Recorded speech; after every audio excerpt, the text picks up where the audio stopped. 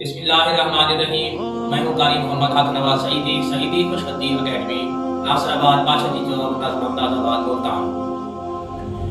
آج میں نماز کا طریقہ بیان کروں گا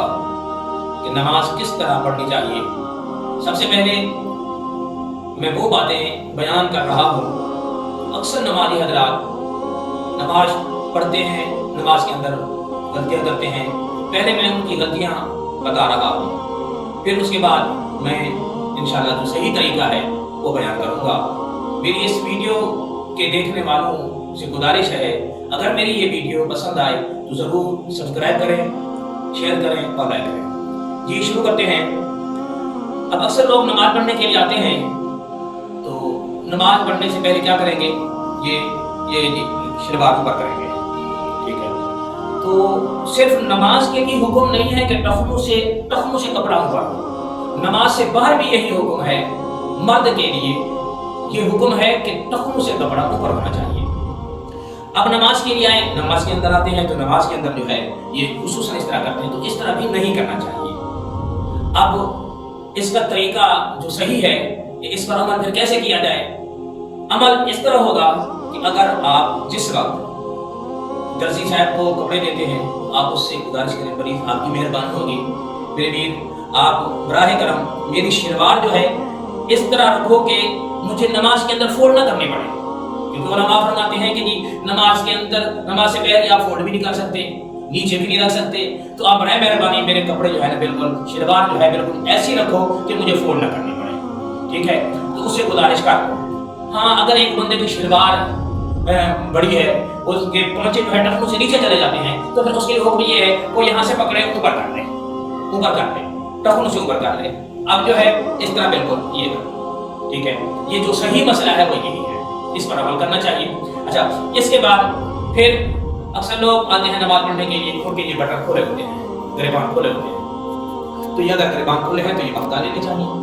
براہ کرم یہ بند کر لینے چاہیے۔ اس کے بعد اکثر لوگ ایسے آ جاتے ہیں، بنیاد کے اندر آ جاتے ہیں، اکثر لوگ پھر سوال کرتے ہیں کہ قاری صاحب یہ بنیاد کے اندر یہ ایسے ہاف باز ہوتے ہیں تو نماز ہو جائے گی؟ پھر بھی نماز ہو جائے گی، نماز ہو جائے گی، ٹھیک ہے، لیکن نماز کے اندر کراہت ضرور ہے، نماز کے اندر کراہت ضرور ہے، تو اس سے بچنا چاہیے۔ مکروہ ہے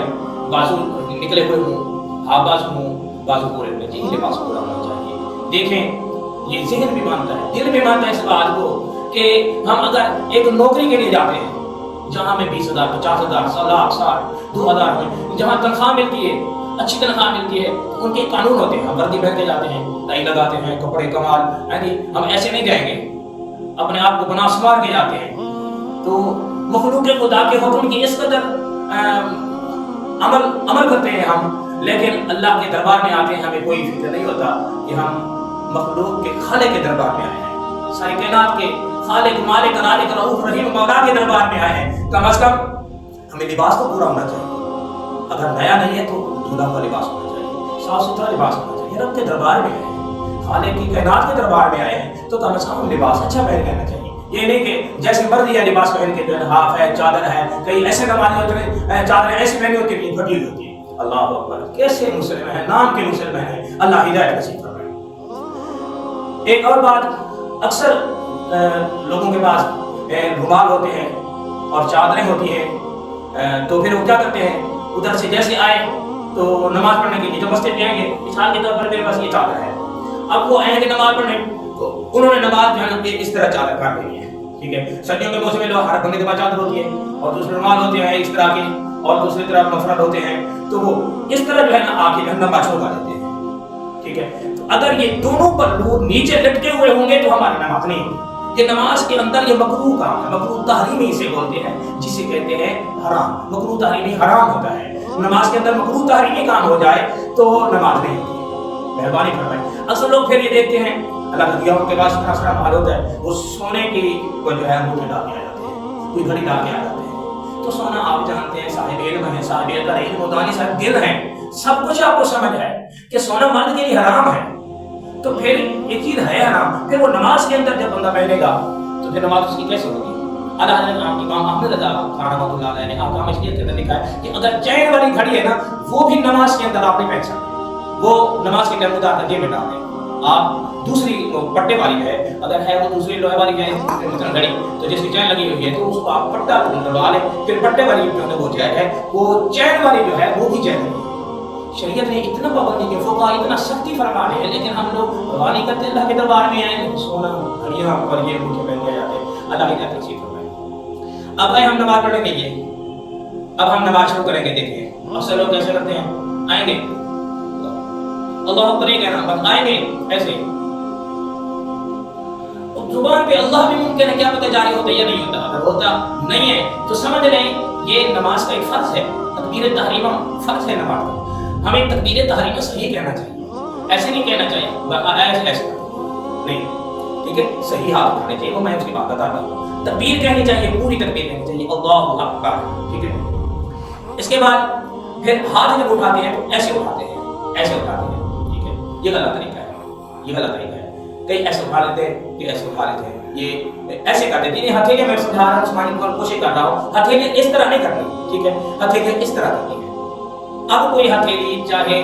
یہاں اٹھائے یہاں اٹھائے کوئی ایسی بات نہیں ہے اس کی نماز شروع ہو جائے گی یہ ہتھیلیاں صحیح جو ہے طریقہ نہیں ہے اللہ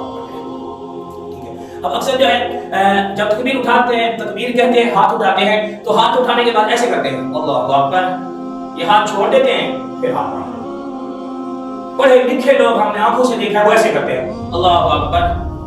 یہ غلط طریقہ ہے میں یہ پہلے غلطیاں بتانے کی کوشش کر رہا ہوں تو آپ غور فرمائیں گے اچھا یہ طریقہ غلط ہے اب اس کے بعد ہم سجدے میں لوگ جاتے ہیں اکثر کیا کرتے ہیں سجدے میں رکوع میں گئے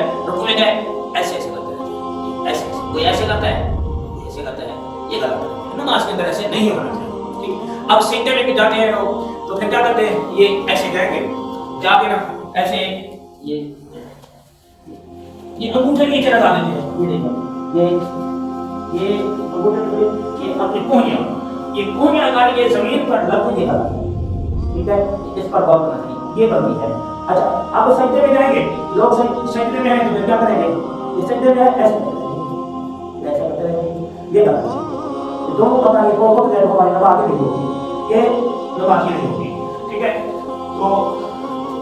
اب اکثر دیکھ کیا کرتے ہیں سجدہ کر کے جب بیٹھتے ہیں صحیح بیٹھتے نہیں ہیں فوراً ایسے یہ غلط ہے یہ ساری نماز کے اندر غلطیاں ہیں ہمیں غور کرنا چاہیے اب آپ ذرا غور فرمائیں گے اب آپ دیکھیں توجہ فرمائیں میں اب صحیح طریقہ بیان کرنے لگا ہوں اس سے قبل میں گزارش کروں گا بھائی ہم آخر مسلمان ہیں ہمیں پتہ ہونا چاہیے رب کے دربار کے کیا اصول ہیں رب کے دربار کے اندر آئیں تو ہم کس طرح آئیں اور کس نیت سے آئیں کس طریقے سے نماز پڑھیں تو میں سب سے پہلے گزارش کروں گا کسی عاشق نے کیا ہی خوب کہا کہ خودی کو چھوڑ کر محو نماز یوں ہو جا کہ خود نماز ہی تیری ادا پہ ناز کرے نماز اس نیت سے شروع کی جائے کہ دل میں یہ ارادہ ہو کیا خبر کہ اب میں نماز ظہر ادا کر رہا ہوں کیا خبر مجھے عصر کی نماز کا ٹائم ملے گا یا نہیں ملے گا ہاں جی ہمیں اگلی نماز کی یقین نہیں ہونے چاہیے کیا پتہ مجھے اگلی نماز بھی نصیب ہوتی ہے نہیں ہوتی تو خدارا اب میں نماز کا صحیح طریقہ جو بیان کرنے لگا ہوں وہ یہ ہے کہ جب ہم تکبیر تحریمہ کے ہاتھ اٹھائیں گے تو ہماری ہتھیلیاں اس طرح ہوگی کعبے کی طرح ہمارا چہرہ اور ہماری ہتھیلیاں نہ زیادہ کھلی نہ زیادہ بند اپنی حالت پر ہوں گی ہم اللہ اکبر کہہ کر ایسے ناف کے نیچے 3 انگلیاں پر اور یہ چھوٹی اور یہ انگوٹھا اس کا ہم ہلکا یہاں بنا لیں ایسے ٹھیک ہے اب ہم رکوع میں جائیں گے تو سب رکوع میں گئے رکوع میں ہم نے سیدھی گردن رکھنی ہے اگر پاؤں کا کھڑا بھی رکھ دیا ہے تو یہ ٹھیک ہے رکوع کے بعد ہم جب سیدھے کھڑے ہوں گے تو یہ اکثر لوگ اس طرح کرتے ہیں یہ دیکھیں گے یہ دونوں ہاتھوں سے قمیض سیدھی کرتے ہیں یہ غلط ہے ٹھیک ہے ہاں اگر آپ کو ضرورت ہے تو آپ اس ہاتھ سے قمیض سیدھی کر سکتے ہیں ٹھیک ہے تو دونوں ہاتھوں سے یہ کام نماز کے اندر کوئی بھی نہیں کر سکتے اب ہم کھڑے ہوئے سیدھے اب ہماری نگاہ سجدے والی جگہ پر ہے اب ہم سجدہ کریں گے یہ دیکھو اب یہ ہم نے دونوں چیزیں رکھ لی دونوں چیزوں کے درمیان ہم سجدہ کریں گے اب ہماری یہ دونوں چیزیں ہوں گی ایسے اب ہمارے پاؤں دیکھیں پاؤں کی 10 انگلیاں والی دونوں پاؤں 10 انگلیاں کا پیٹ اس طرح لگا ہونا چاہیے جس طرح آپ دیکھ رہے ہیں ٹھیک ہے ہاں 10 انگلیوں کا پیٹ زمین پر ایسے لگا ہونا چاہیے اب ہم یہ اس طرح अब आप जब बैठेंगे जलसा में तो सुभान अल्लाह की नीयत बैठना वाजिब है। इसी तरह जब हम रुकू करेंगे तो रुकू के अंदर भी रुकू से उठने के बाद समी अल्लाहु लिमन हमिदा रब्बना व लकल हम्द, उसके बाद सुभान अल्लाह की नीयत कहना वाजिब है। इसी तरह एक सजदा करके जलसा में बैठना सुभान अल्लाह की नीयत बैठना वाजिब है। अब हम दूसरा सजदा करेंगे, ठीक है। अब हम दूसरा सजदा करने से पहले गुजारिश करेंगे कि सजदा के अंदर दोनों पांव की तीन उंगलियां लगना वाजिब है, एक उंगली लगना फर्ज है और 10 उंगलियों का पेट लगना सुन्नत मुबारक है। एक बार फिर देख ले, अगर दोनों पांव उठ गए तो हमारी नमाज ही नहीं होगी। ये देखो इस तरह सही है, ये अल्लाह। अब तक हम उठेंगे, अक्सर लोग ऐसे उठते हैं, इधर ऐसे करते हैं, ठीक है। हाँ, अगर मजबूरी है, थकावट है, बीमारी है तो फिर तो ठीक है, वरना जो सही तरीका है सजदा करने के बाद यहाँ हाथ रखें, फिर ऐसे उठें, ये ऐसे उठें, ठीक है। एक बार फिर कर लेते हैं। ये अब हमने सजदा कर लिया है, ये सजदा कर लिया। अब हमने यहाँ हाथ रखना है, ये ऐसे उठना चाहिए, ऐसे अल्लाह ने ताकत दी है, ऐसे उठना चाहिए। ये तरीका है नमाज का। आज अल्लाह के फजल से मैंने प्रैक्टिकल करके नमाज का तरीका बताया है। अल्लाह सोना मेरी काविश कोशिश कबूल फरमाए, तमाम अहले इस्लाम को और बंदे नाजीज को